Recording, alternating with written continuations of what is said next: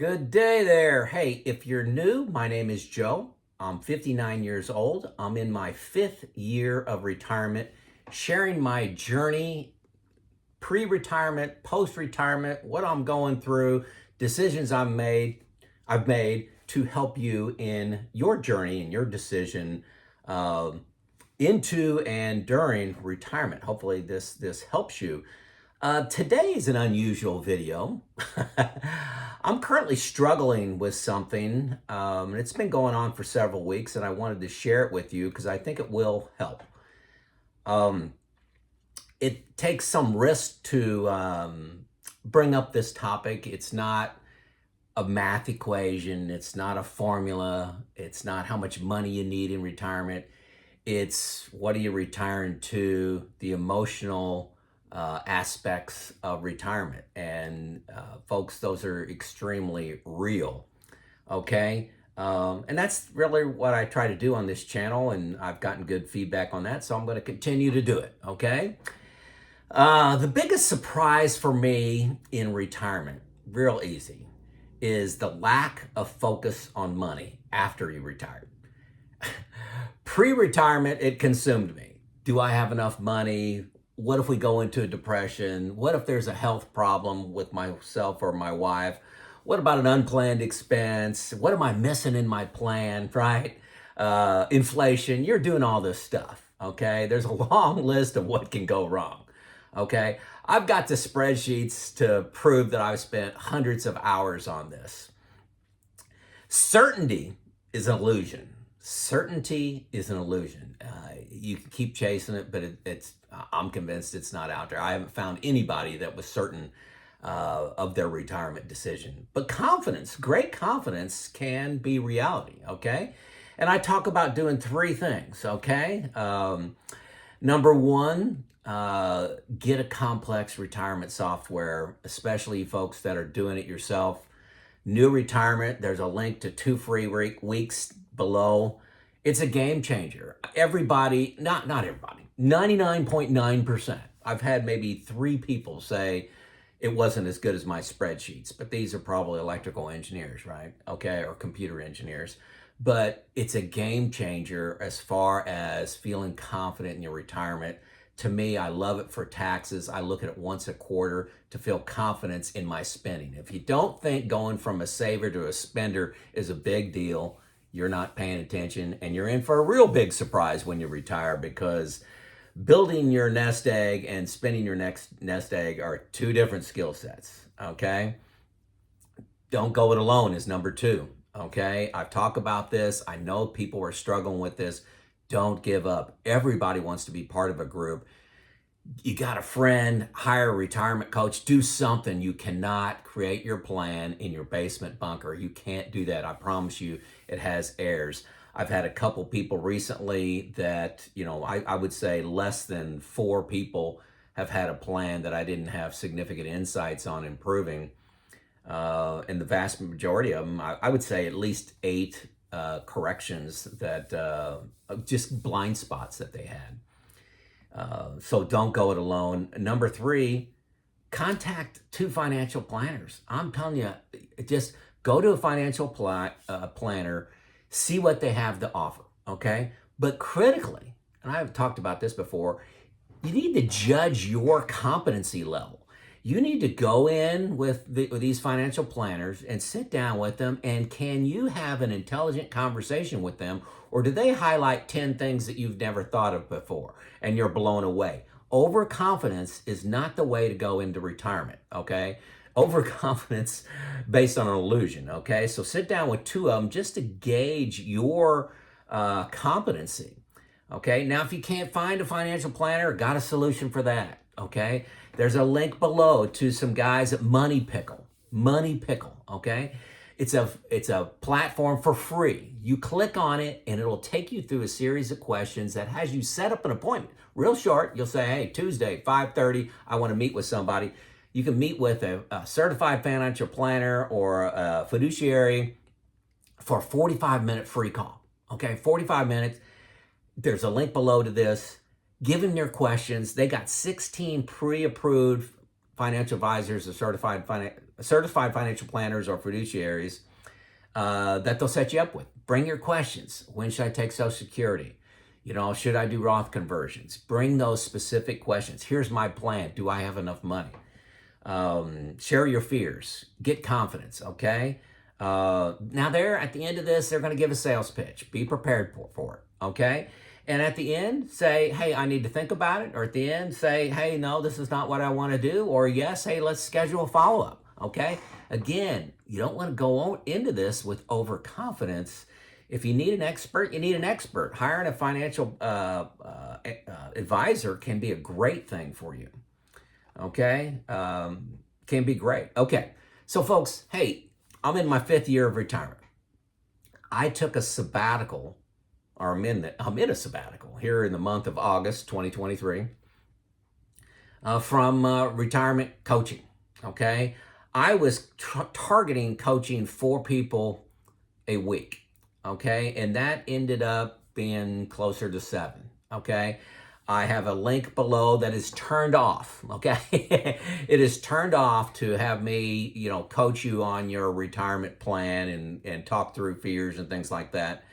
But while I love meeting these people, love meeting 100% of them, was just a joy to meet the people and be able to help them on their journey. I really love doing it.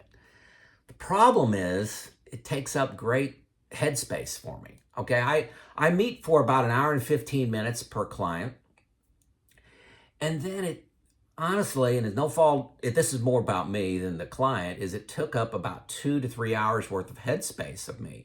So I would read about Jack and Jane 2 days ahead of time, and then I'm just going over in my head, my free time, thinking about their situation. And while that did help the client, it occupied so much of my retirement. I love doing it. I really love the subject matter, but that if I'm meeting with 7 people, 4 hours of time, but what meeting with them, preparing, and headspace, that's 28 hours a week. This has got a point, so hang with me. This is not a sob story about Joe, okay?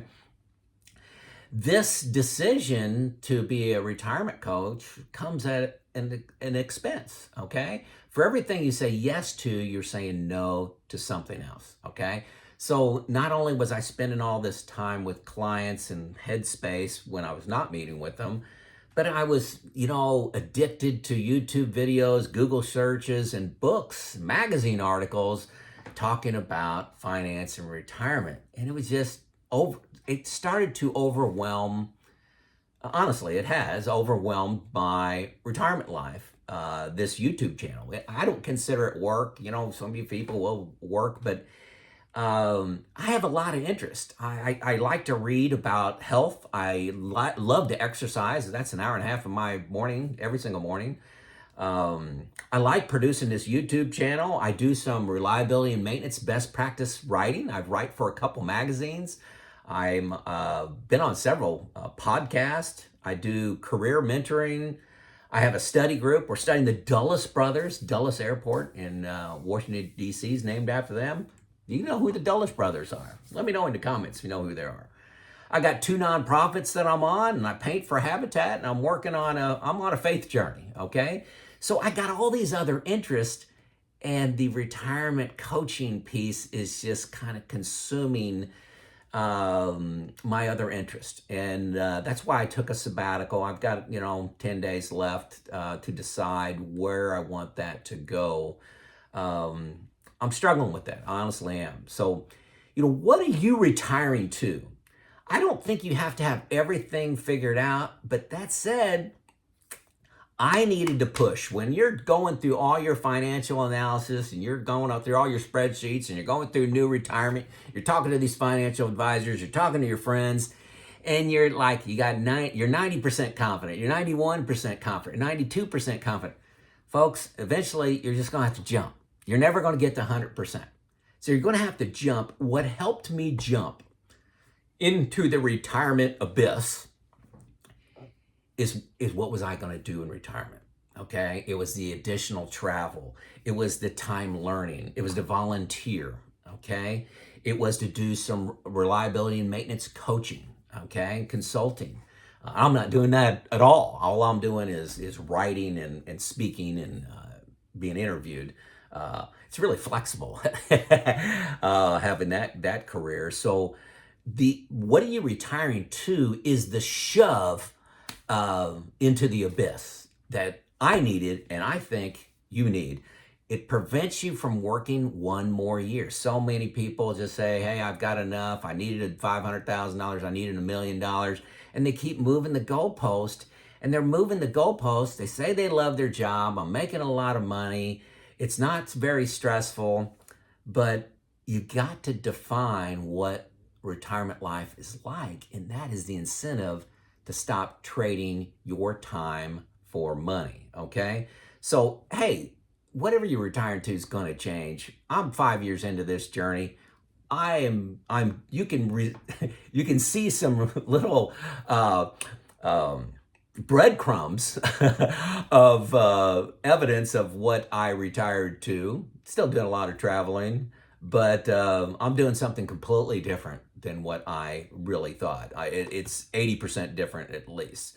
So I got a question for those that say, hey, I love my job. I'm going to just keep working. How much headspace is your work taking? I'm not talking about the 45 hours a week you're at work. And I'm not talking about the commute time, the time you're getting ready. I'm talking about the headspace. When you come home from work and you vent to your spouse, or you sit on the couch and you think about a project, you think about something that happened, and you got a new idea of how to approach it. And those 2 hours or so a day. What are you doing Sunday evening? What's in your head Sunday evening before a work week? Are you just completely relaxed, studying the Dulles brothers like I am? Or are you consumed in on this hamster wheel of a job you love? So I too said I loved my job, but I couldn't think about going back. So, and headspace that's the topic of today's talk, is headspace. How much headspace are you investing that really it just kind of creeps up on you? This coaching, I love doing the coaching, but the headspace has creeped up on me taking time to pause and reflect. It's too much, and I got to do something different. Remember, everything you say yes to, you're saying no to something else. Okay? For me, taking on 4, 5, 6 retirement coaching, I'm saying no to something else. No to reading a book, no to a nonprofit that I can work on. Habitat, I paint houses for them. So your work, working, what are you saying no to because you're saying yes to one more year? Food for thought. Show out.